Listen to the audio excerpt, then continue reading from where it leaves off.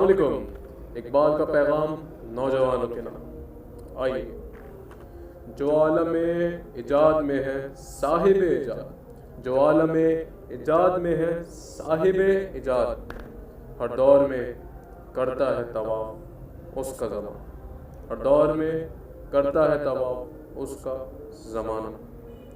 तकलीद से नकारा न कर अपनी खुदी को, तकलीद से नकारा न कर अपनी खुदी को, कर इसकी हिफाजत कि ये गौहर है अगाना, कि ये गौहर है अगाना।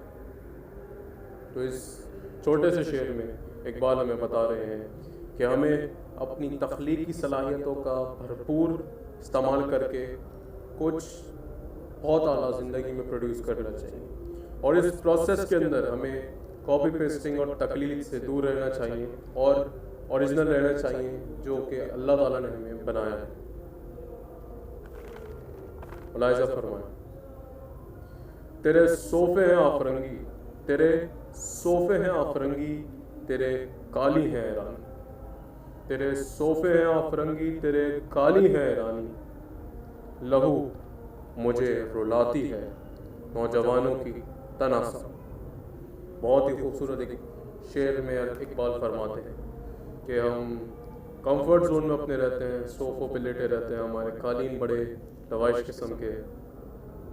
तो ये कंफर्ट जोन में परेशान करता है इकबाल को कि क्या होगा उस नौजवान का जो हमेशा आसानियों में ही रहता है, जो मुश्किलों से डट के मुकाबला नहीं करता।